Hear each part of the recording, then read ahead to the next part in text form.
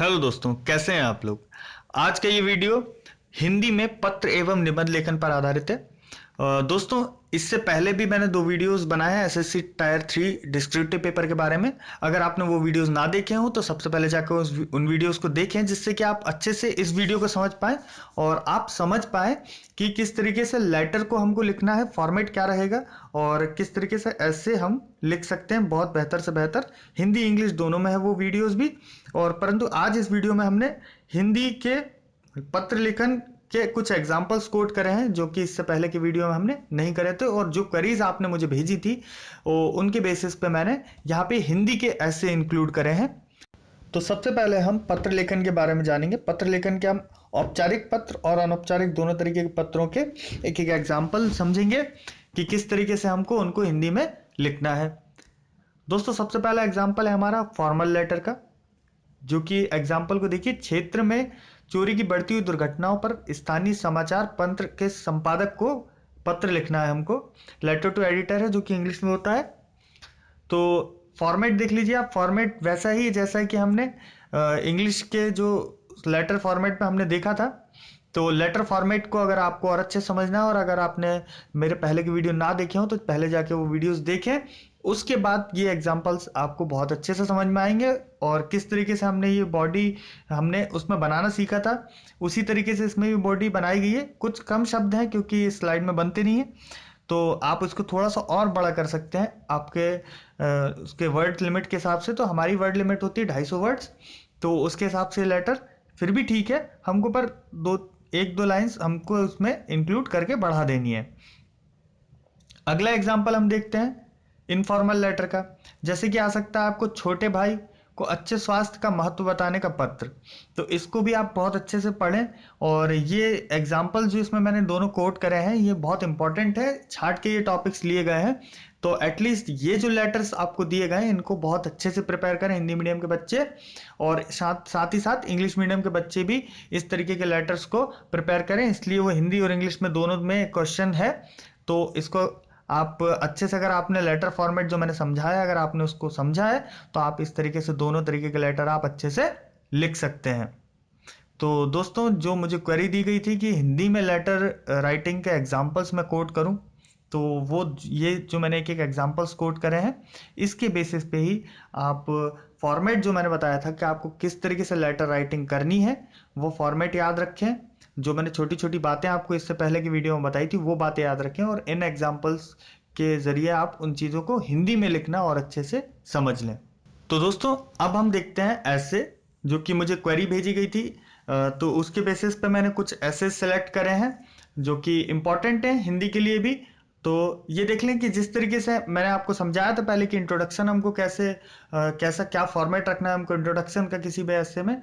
तो ये जो इंट्रोडक्शन का फॉर्मेट है, अगर जीएसटी का क्वेश्चन आता है हमको जीएसटी पे, तो हमको किस तरीके से इंट्रोडक्शन हमको फॉर्मेट करना है, तो इस चीज़ का ध्यान रखें आप। और अगर आप ये वीडियो पहली बार देख रहे हैं तो इससे पहले की वीडियो देखें, जिससे आपको ये सारी चीज़ें अच्छे से समझ में आ जाए। इस वीडियो में सिर्फ हमने एग्जाम्पल्स कोट करे हैं, अगर क्योंकि मेरा ये मानना है कि अगर आपने पहले की वीडियो देख ली है तो आपको फॉर्मेट बहुत अच्छे से याद है, आपको पता है कौन सी चीज़ें कहाँ लिखनी है, किस तरीके से लिखनी है।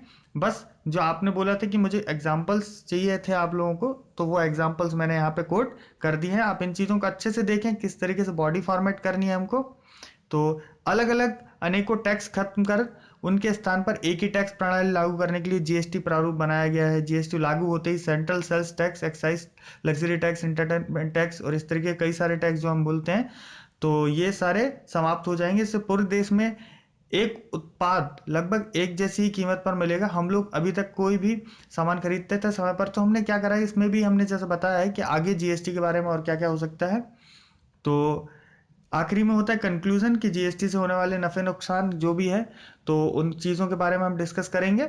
और जो भी फॉर्मेट जैसे मैंने आपको बताया तो वही फॉर्मेट हमने यहाँ पे फॉलो किया है। तो इस चीज़ को भी अच्छे से नोट डाउन कर लें और समझ लें।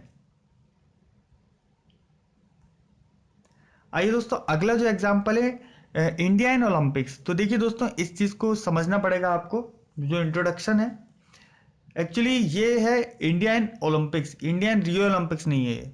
तो यहाँ पे हम सिर्फ इंडिया की भूमिका ओलंपिक में क्या रही है, किस तरीके से इंडिया का परफॉर्मेंस रहा है, कहाँ से इंडिया इंक्लूड रहा है, तो ये सारी चीज़ें हमको दिमाग में रख के इसका इंट्रोडक्शन हमने तैयार करा है।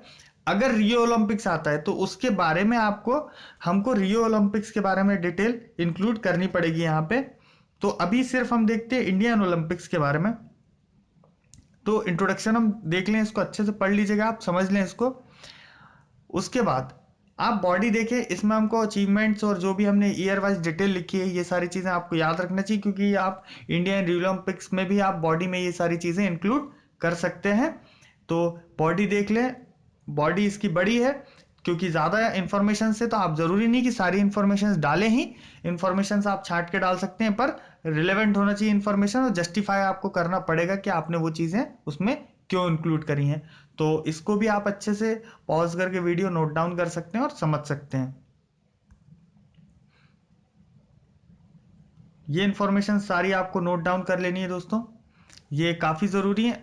आपको ज़रूरी नहीं है कि सारी इन्फॉर्मेशन लिखना है वहाँ पे, ये 250 वर्ड्स में नहीं है। बॉडी मैंने इसलिए ज़्यादा बड़ी रखी है कि आपको सारी बातें याद नहीं रहने वाली हैं। आप अपने अकॉर्डिंगली इसको फ्रेम कर सकते हैं वहाँ पे, बॉडी है ना। तो इस चीज़ों को जो जो चीज़ें आप याद रख सकते हो उन चीज़ को आप याद रखें। आखिरी में जो निष्कर्ष है, निष्कर्ष भी हमको बहुत अच्छे से पढ़िएगा, इसका बहुत ज़्यादा इंपॉर्टेंट है ना। तो क्योंकि जो निष्कर्ष के बारे में मैंने बताया था कि निष्कर्ष आपको अच्छे से फ्रेम करना है, अच्छे से लिखना है, ये बहुत ज़्यादा इंपॉर्टेंट रहता है किसी भी ऐसे में, कि जो आप ऐसे से आप आखिरी में ये निचोड़ रहता है हमारे ऐसे का, तो इस चीज़ को हमको बहुत अच्छे से लिखना है। तो दोस्तों, जो मैंने आपको ऐसे का बताया था कि इंडिया एट रियो ओलंपिक्स अगर हमको लिखना हो ऐसे, तो उसके लिए मैंने इसको इंग्लिश में इंक्लूड करा है इस ऐसे को। तो इस ऐसे की जो आप इंफॉर्मेशन है इसको आप हिंदी में इजीली लिख सकते हैं अगर आपको इंट्रोडक्शन का फॉर्मेट पता है।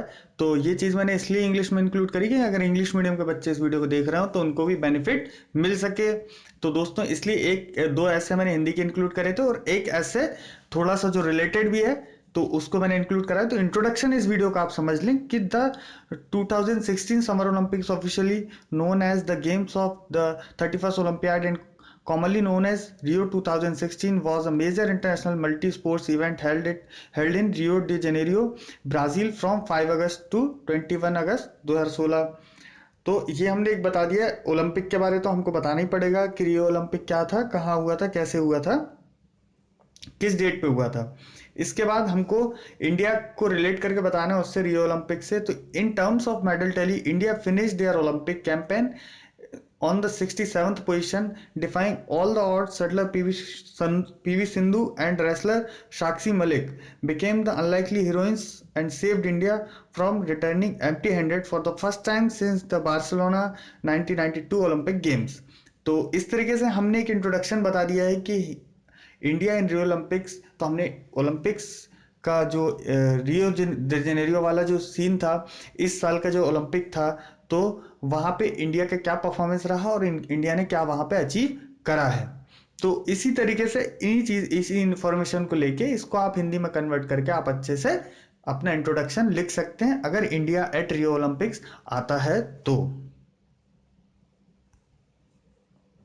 फिर इसका मैंने बॉडी नहीं लिखी है, बॉडी आपको अपने हिसाब से बनानी है। उसमें आप जितने भी अचीवमेंट्स लिख सकते हैं, जैसे कि मैंने इंडिया एट ओलंपिक्स का जो ऐसे बताया है उसमें मैंने जो पॉइंट्स बताए थे आपको, और जो मैंने बातें बताई हैं कि देखिए आपको डेटा उसमें इंक्लूड करना पड़ेगा, और जो भी आप ओलंपिक्स के बारे में पढ़ते हैं इन्फॉर्मेशंस, वो सारी चीज़ें आप इसमें इंक्लूड कर सकते हैं।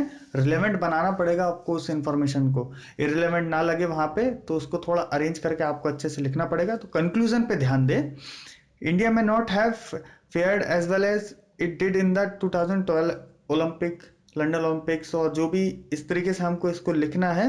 But the Rio games made it abundantly clear, not just to the ignorant officials but also to the people of India, that more infrastructure and investment is necessary for Indian sports persons।